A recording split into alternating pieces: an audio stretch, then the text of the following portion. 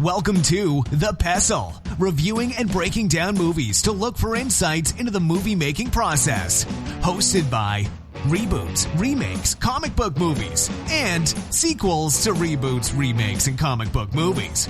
Let's dim the lights and start the show. Welcome, everybody, to The Pestle. Today's show is brought to you by Bryman Audio Visual. For all your tech and cable needs, think Bryman. Welcome, everybody, to The Pestle. I am Wes. And I am Todd. And we're filmmakers, writers, actors, all the things. And we use all that useless knowledge to discuss movies and sometimes demystify them, sometimes convolute them, whatever strikes our fancy right. At any given moment. I think today we can just dive right in, man. I think so, too. What are we doing today? Jeez, Wes. Yeah, so today we're covering Predator, the first one. From what year was this? The 86? 87. 87. All right, yeah. Predator from 87. The one with Schwarzenegger. Yes. Right? All right. So if you haven't seen this film, please pause it and go watch it. I believe it's streaming on Hulu, so you can watch it free there because we're going to ruin a bunch of stuff. Yeah. So much stuff. We're going to ruin so much stuff. We will mess your world up if you have not seen this movie. So please pause the episode. Accurate in so many unfortunate ways. We're going to look at a few things. Some of the cinematography, framing bodybuilders. We'll also discuss a few Predator fun facts and other such stuff and things and stuff. And a quick synopsis of the film. A team of commandos on a mission in a Central American jungle find themselves hunted by an extraterrestrial warrior. Directed by John McTiernan. Screenplay by Jim Thomas and John Thomas. Cinematography by Donald McAlpine. Sure, why not?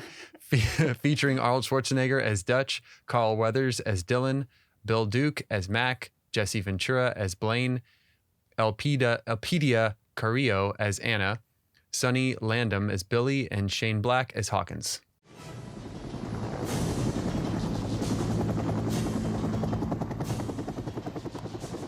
You're looking good, Dutch. It's been a long time, General. Come on inside. 18 hours ago, we lost a chopper carrying a cabinet minister and his aide from this charming little country. We've got a transponder fix on their position. About here. This cabinet minister, does he always travel on the wrong side of the border? Apparently, they strayed off course, and we're fairly certain they're in guerrilla hands. So why don't you use the regular army? What do you need us for? 'Cause some damn fool accused you of being the best.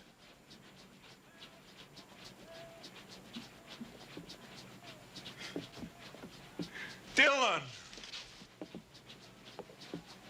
You son of a bitch.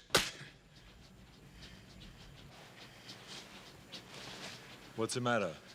The CIA got you pushing too many pencils? Huh? Todd, why don't you use the regular army?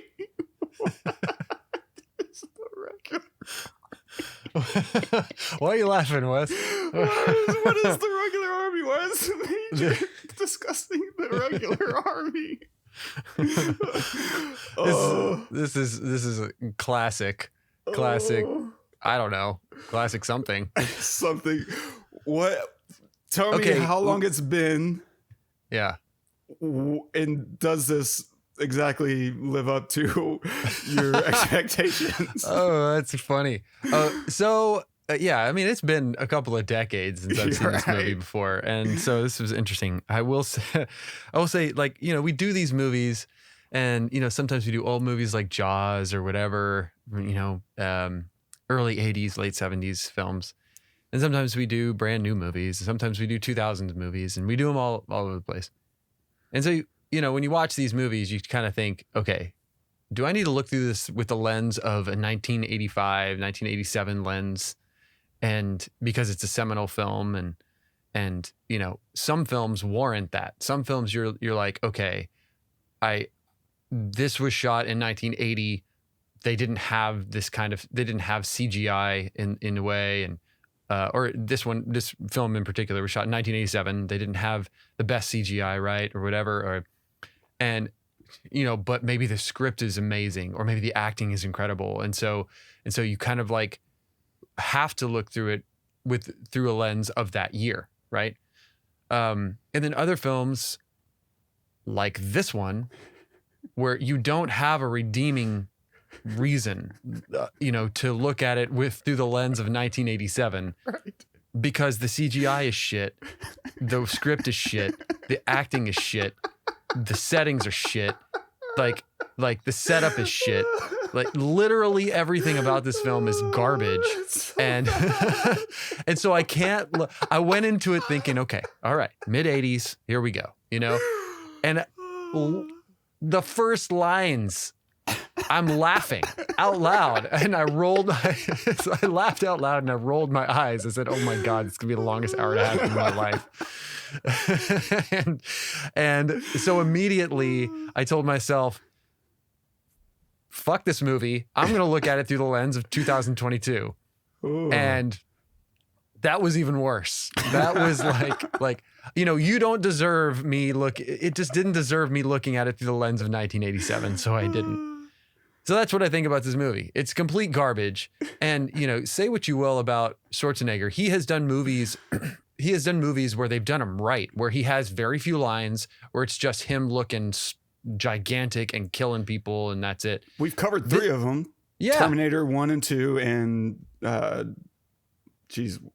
I forget the other one, but like we haven't done Conan, but that's another one. Yeah.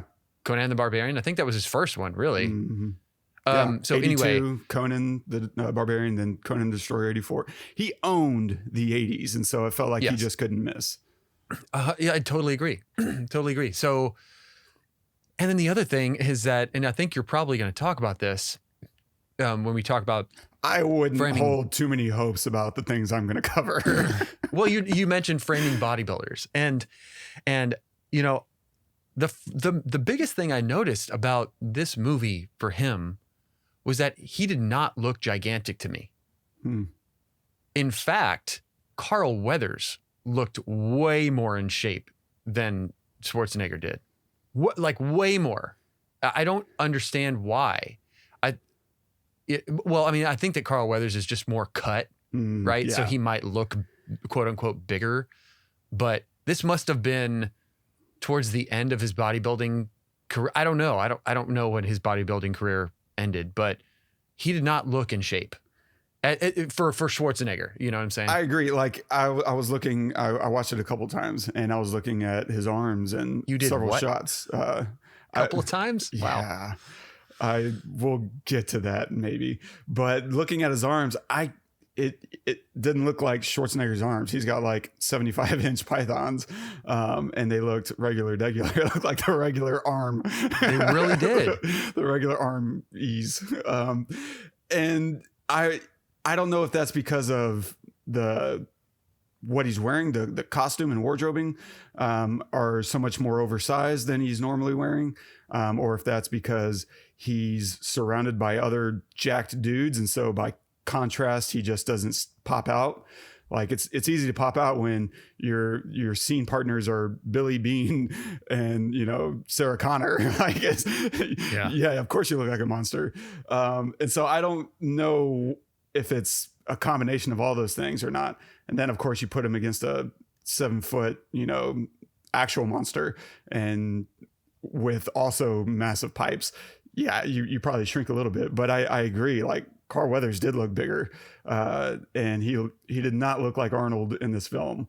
Carl Weathers has like David Robinson style arms. Yeah, if you remember David Robinson from the 90s, that basketball player, like he was amazing, like Hall of Famer, but at basketball. But like I have never seen arms like that, like cut like out of stone, just perfect arms. I liked watching him play just to watch his arms, and that's saying a lot, And Carl Weathers is very much like that.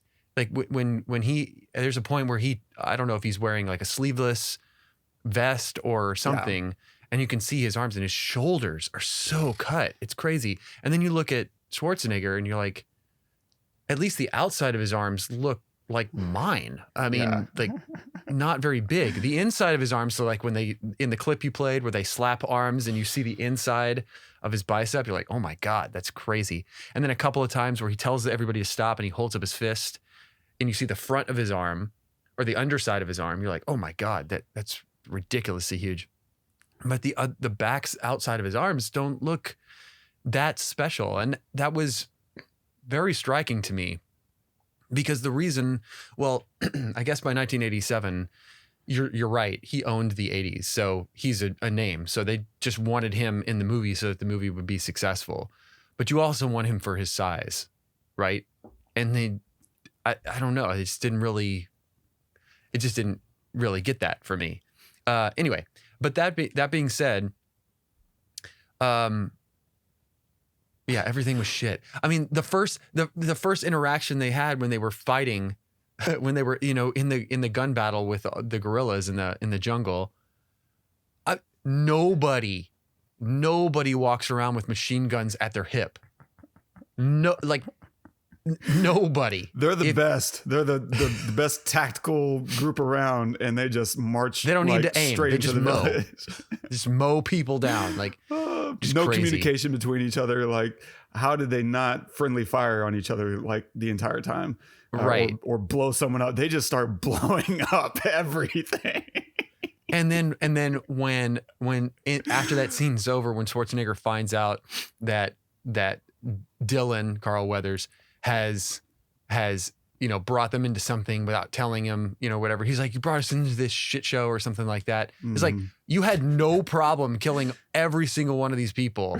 In fact, it was probably fun for you. So what do you mean a shit show? You're fine. You didn't lose a single person. Nobody barely got a shot off on you. Like you're good. What's the problem? I don't know. It's just, it's bad. messy. I think so. Watching it twice helped me because the first time we're back to back. Like we recorded last week's episode yesterday, the host. And so I was like, you know what? I'm going to get this out of the way. I'm going to watch Predator. And then, I always rewatch the film and take my notes right before we do the show. And so I just rewatched it again.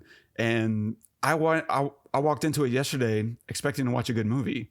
I didn't know. I didn't know. This is that. The way you said that was so perfect. I didn't know. It was heartbreaking because I went into this with great memories. I probably haven't seen this since I was 15. When this was like the greatest movie ever told. And we grew up as kids playing these characters. Like I grew up as a kid playing, Dutch and Billy, right? Billy was the coolest character ever, right? He's this big dude who's tracking this monster, and he goes toe to toe, right? He throws his equipment away, his gun, because that's what you do whenever you want to fight, the most terrifying thing to ever hit our planet since an asteroid.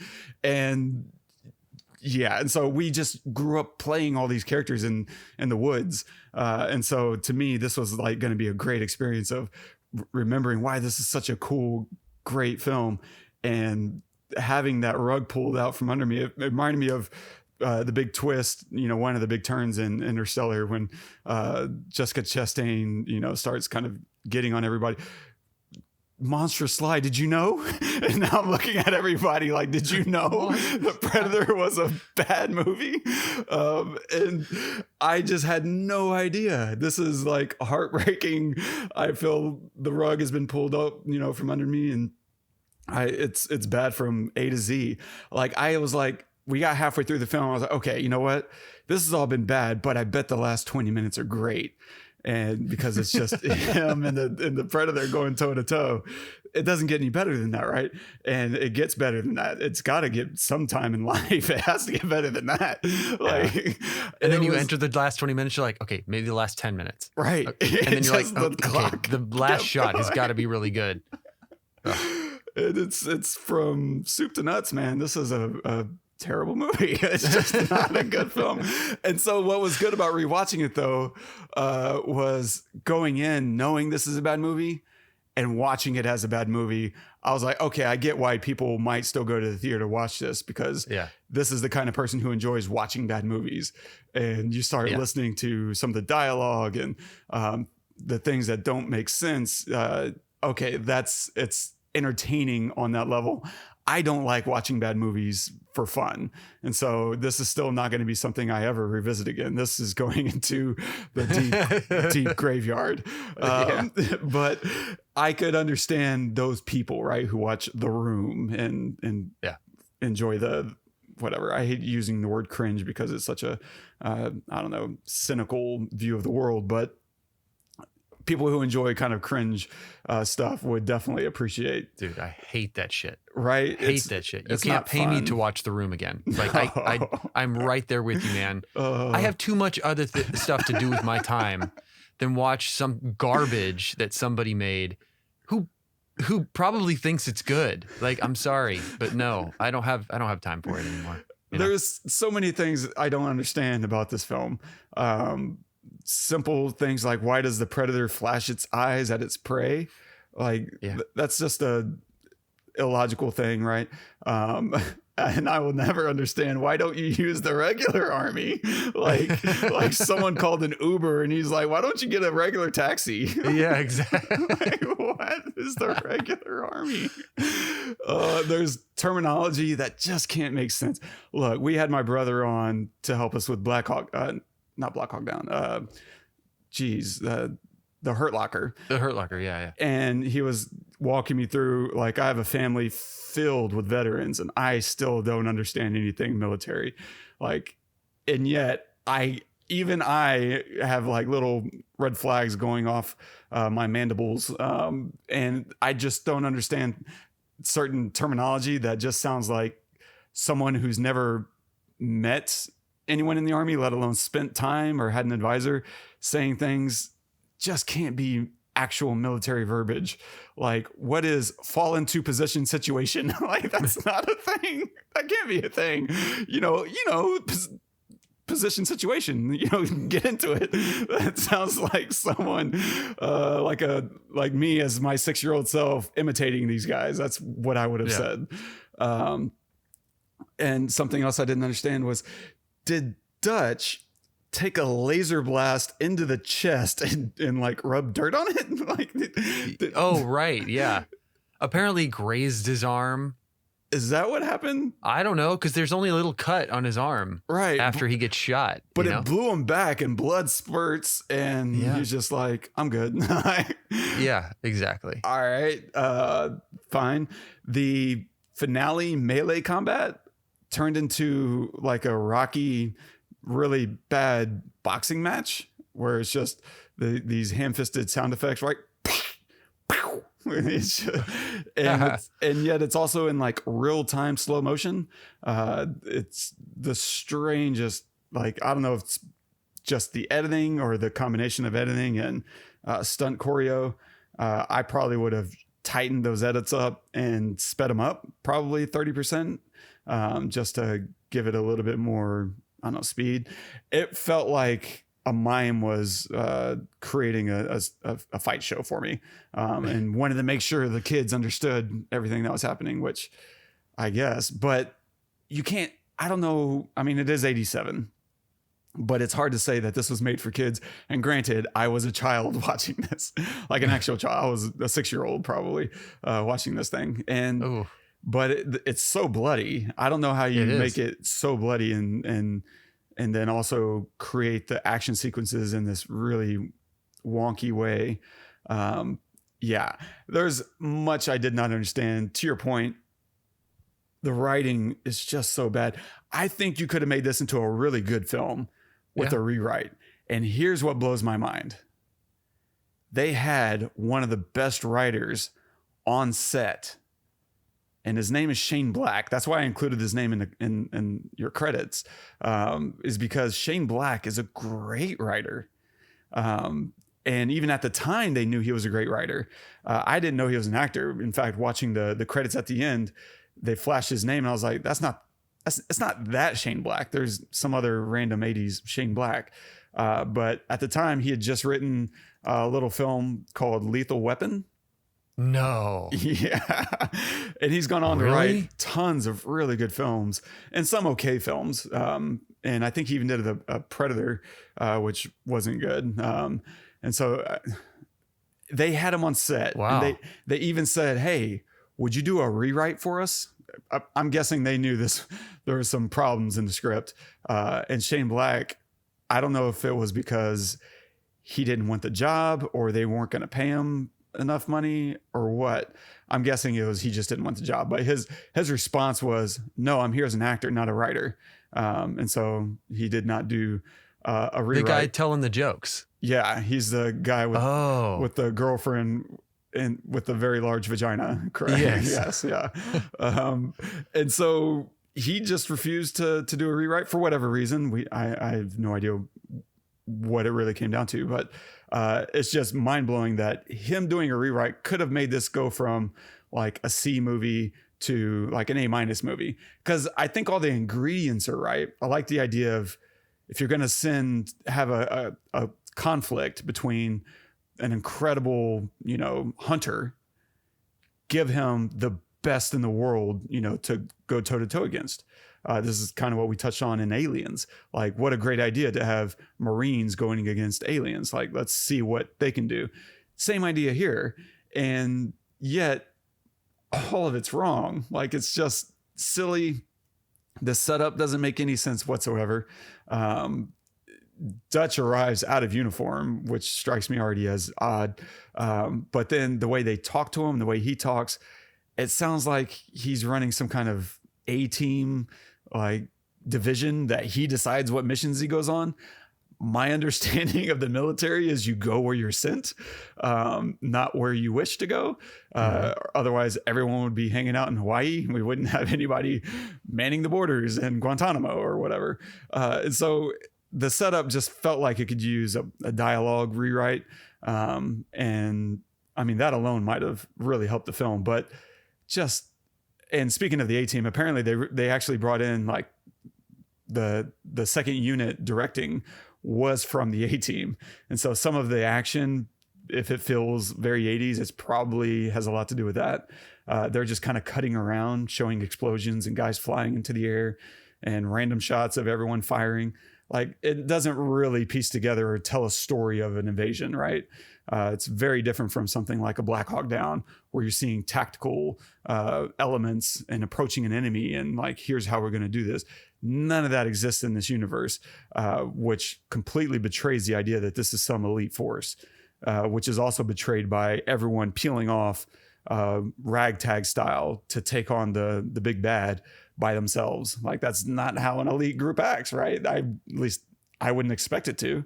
I would expect them to come together, right, and form some kind of cohesive approach and to stick to it.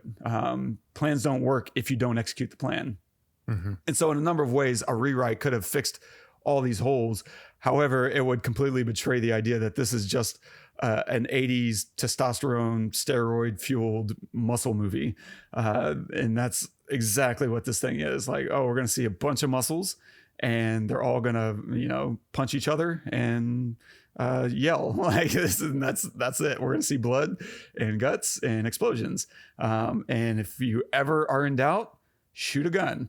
Like, there's that scene when, oh my God, Blain dies and Mac comes up behind him, empties his weapon, picks up the minigun, empties that, which, by the way, a minigun being toted through a jungle is amazing. Like, I know. Wow. But I guess if you're going to have someone do it, you do want Jesse the Body Ventura exactly toting that thing.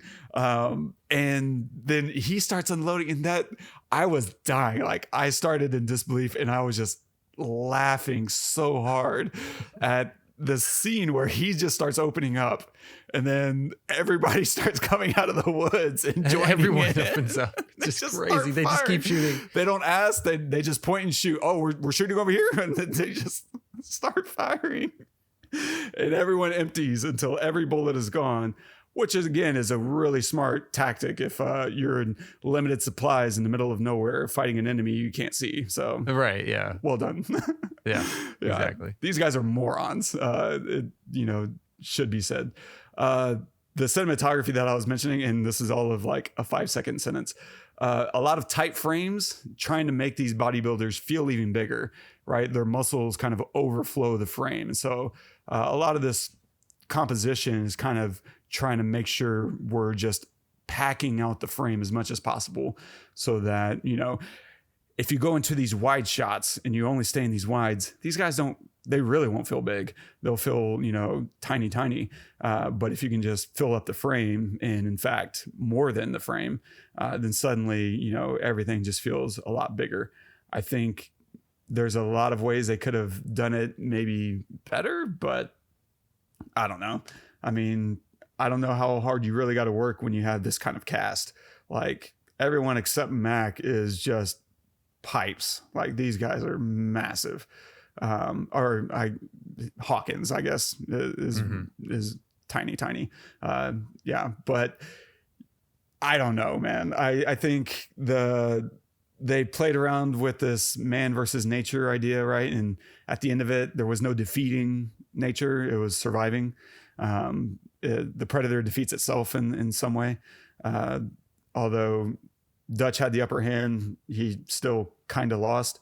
But I don't know. They did a lot of classic, you know, creature feature stuff, which is to wait to reveal. They waited. We don't really get our first very strong look until an hour and 20 into this movie. It's an hour and 45. And they wait until, you know, the final 20 minutes to really give you a look at this thing. Up until that point, it's a lot of POV stuff, which is pretty cool. Still a very cool idea. I think pretty well executed. And of course, all this blurry invisibility cloak stuff. And then you get these brief flashes from a distance, right? It kind of flakes out for a second before he reactivates his shield. All that stuff. Cool. The only cool stuff about this entire film is the Predator itself. They stumbled on to a badass creature design, and they executed the creature design incredibly well. Like so well that it stuck around, right? Yeah. Yeah, we're still playing on this creature, right? We just had Prey come out, which after watching Predator, I'm now going to say Prey is a better film. I need to see it. I haven't seen it. Yeah, I mean, it's not great. There are no great Predator films. Yeah.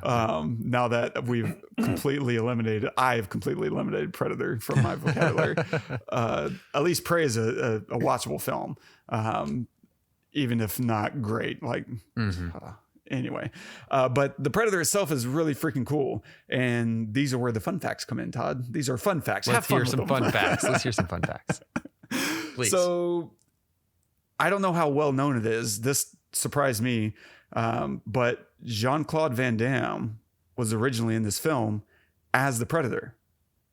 And he spent the first 6 weeks shooting on set as the Predator. And so this is all according to Wikipedia, and I've done plenty of digging, and there's a lot of interesting backstories behind all this stuff, but I'm just going to paraphrase from Wikipedia. But originally Jean-Claude was cast to play a Predator, but after 6 weeks of filming on set, it became clear that the contraption that they built wasn't working because they had put him on stilts, and he was supposed to have these kind of satyr-like inverted haunches. And so in order to make that work, they had him on stilts, which was impossible to work on set because they were in the jungle, and there's just no way. And so they stopped filming, actually, 6 weeks in. They stopped filming for 8 months in order to redesign the Predator. And then they resumed after they've worked all that out, and they shot it for another 5 weeks.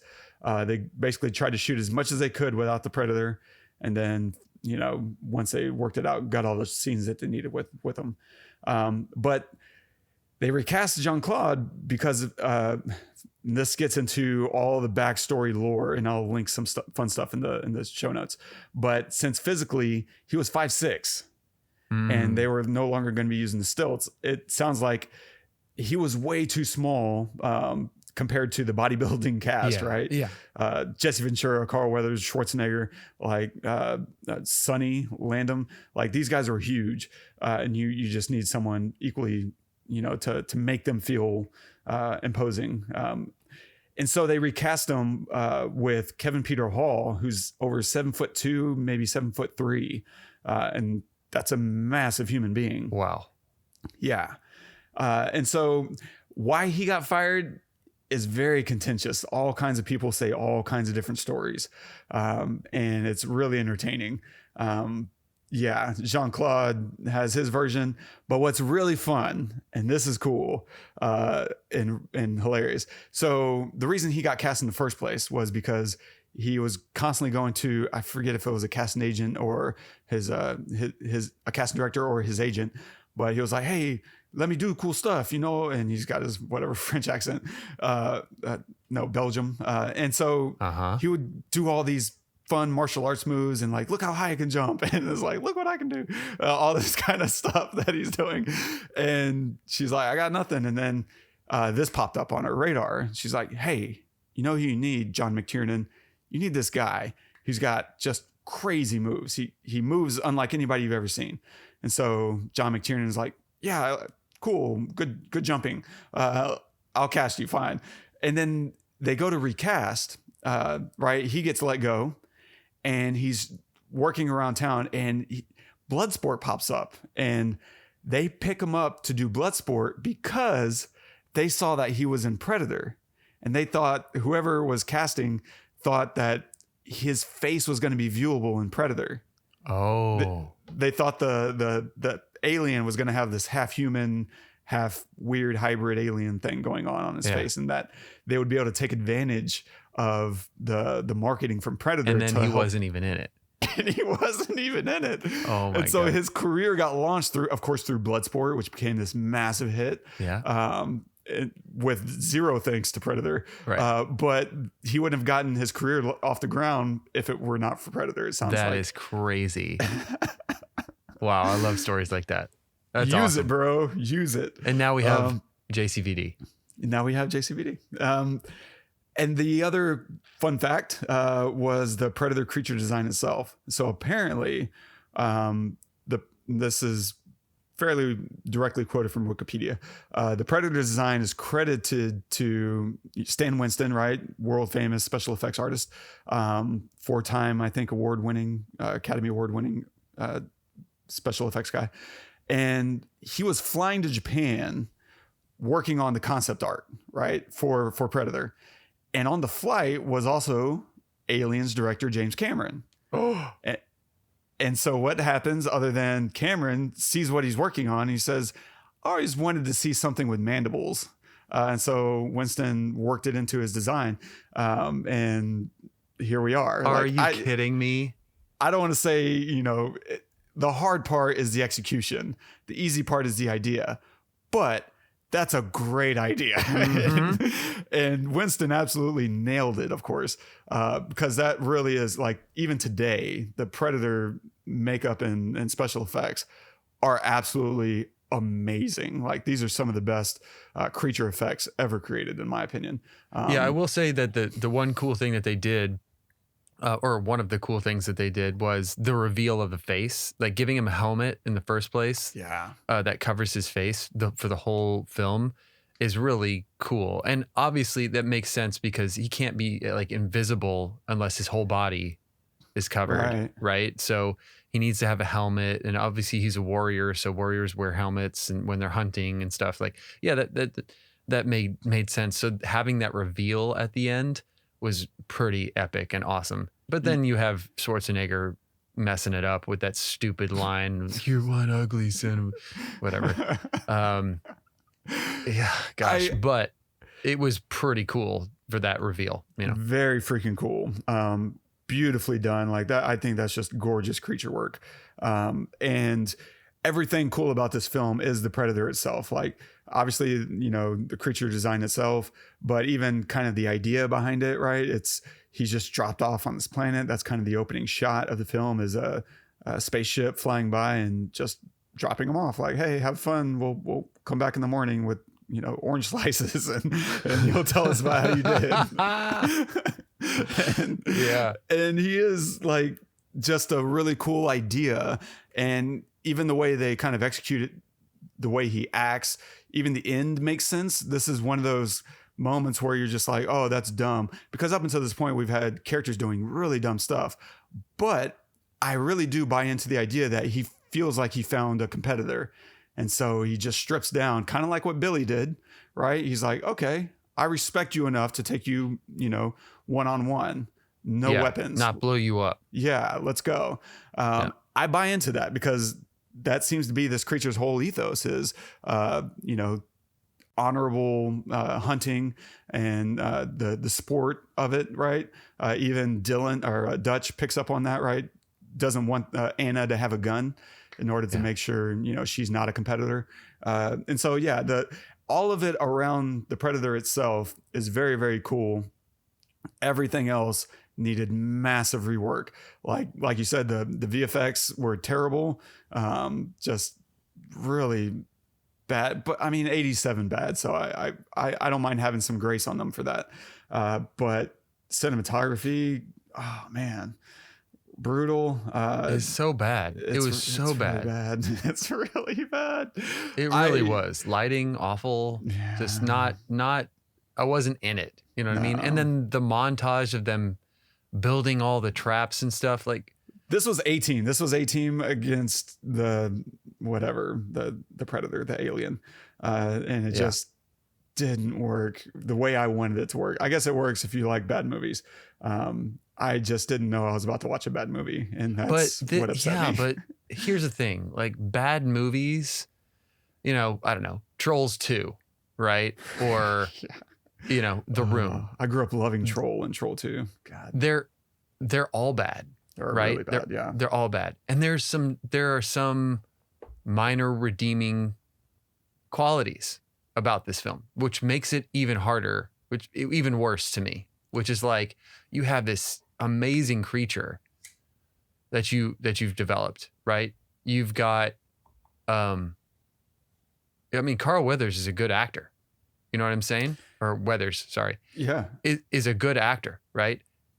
Not in this movie. And I blame the direction and I blame the script. Agreed. You know what I mean? Completely agree. And I blame the cinematography. So you have, like you mentioned, good.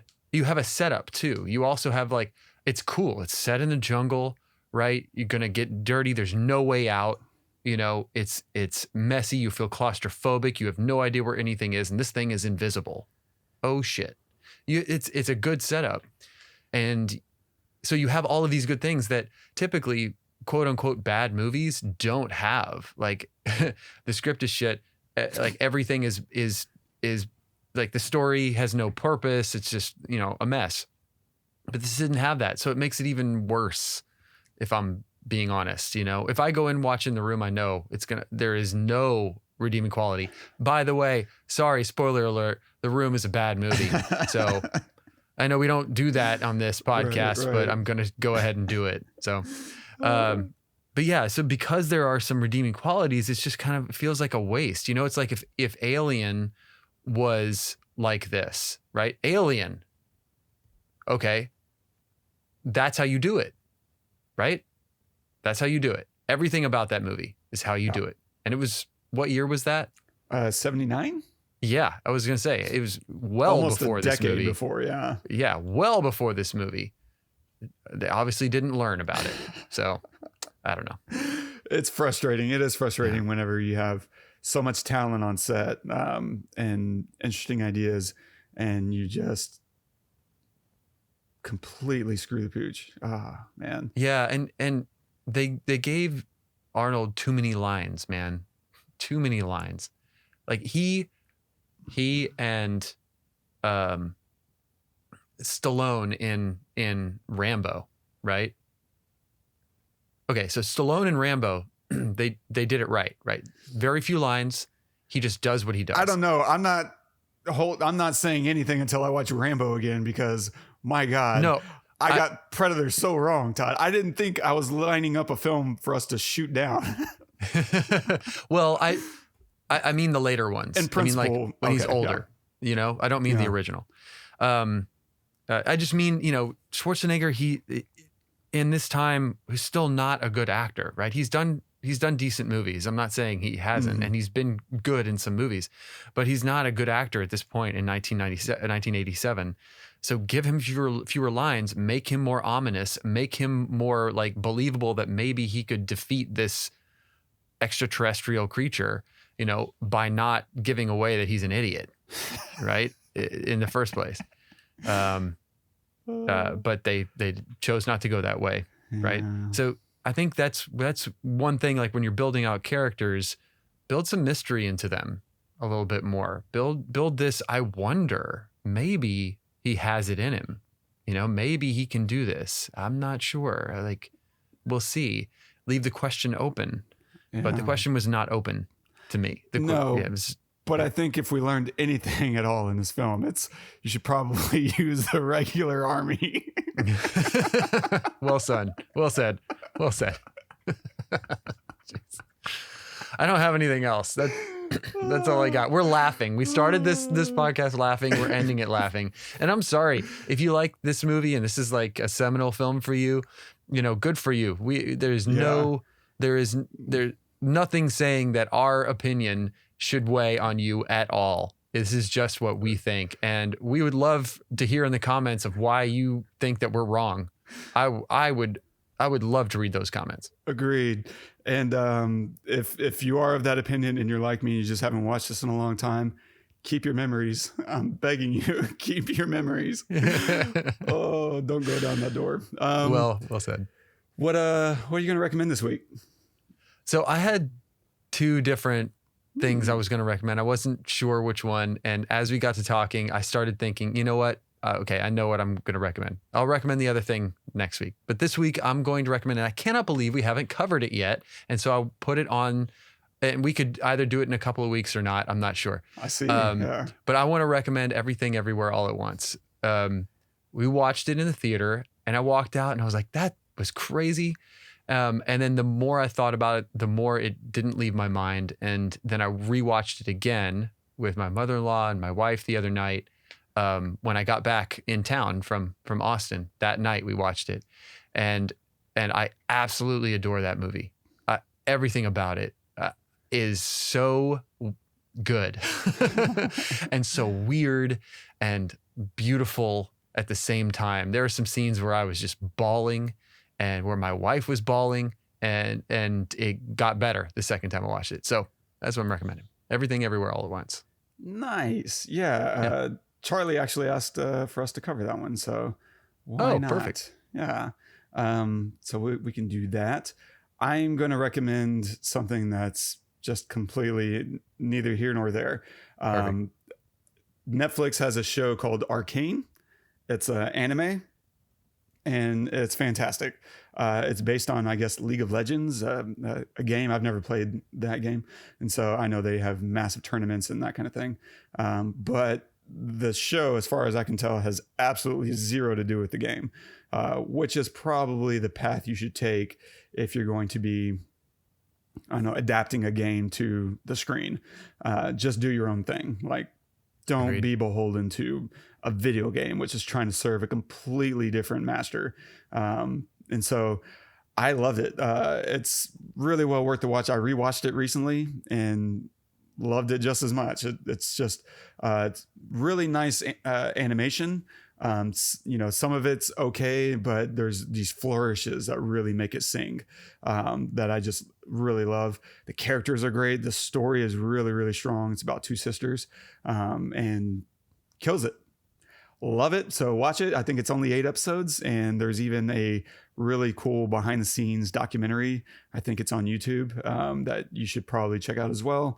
You get to see the voice actors in the booth and them talk about how they made the story. It's just absolutely fantastic. It has an actor that I'm more and more like really appreciating, Ella Purnell, who we first saw as the little girl in Never Let Me Go. She played the young Keira Knight, and so she's still killing it. And I also love her in Sweet Bitter, which was a show on whatever Stars. And I didn't realize she was in Arcane until recently when I was watching behind the scenes, and You see her in the booth just crushing it. And so, yeah, I highly recommend Arcane on Netflix. Check it out. Will you put that in that behind the scenes in the show notes? I will. I'll link that in the show notes, and you can see all that stuff at thepestlepodcast.com/predator. And stay tuned for next week.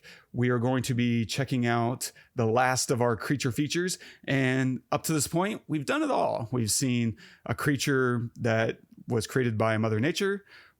In Jaws, we saw a creature created by the perversion of mankind on Mother Nature with The Host. And now we've seen a creature from outer space with Predator. So let's see maybe the weirdest creature of all, mankind, and his perverse sense of power. And we'll check out The Mummy, and that's the Brendan Fraser version. I don't know which is better, The Mummy or The Mummy Returns, but we'll just start with the OG. And maybe in a few years we'll circle back to Returns. But yeah, check out The Mummy next week with us. Yeah. Awesome. And we'll leave you with a quote of the day from Ed Wood. This story is going to grab people. It's about this guy. He's crazy about this girl, but he likes to wear dresses. Should he tell her? Should he not tell her? He's torn, Georgie. This is drama. What's that from? I don't know. It's just Ed Wood. It's just Ed Wood. It's just Ed Wood. Who's Georgie? Who is Georgie? Who is any of these people? I just love that as a pitch. The story's going to grab people. You kind of imagine like the high trouser, fedora and cigar and everything. This story's going to grab people. It's about this guy. See, he's crazy about this girl, but he likes to wear dresses. Should he tell her? Should he not tell her? He's torn, Georgie. This is drama. It just sounds so Ed Wood. You should have read this one. That's the way to read it. It's just hilarious because Ed Wood is world renowned for making really bad films, but he's passionate about it, right? He loves making movies, and yet he just can't seem to make a good one. So I was just watching this film. I was like, man, there's one person I want to hear from. It's Ed Wood. And so, oh man, hats off. Thank you. I love it. Awesome. Well, that's a good way to leave it. All right, guys, thank you so much for joining us, tearing apart this movie. It was fun. I really enjoyed it. Make sure you join us next week. We'll be covering The Mummy.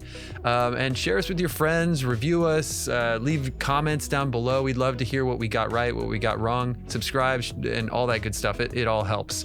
And let us know what film you'd like to hear us do and tear apart. And we would love to hear from you. Until next week, I'm Todd. I'm Wes. Go watch some movies.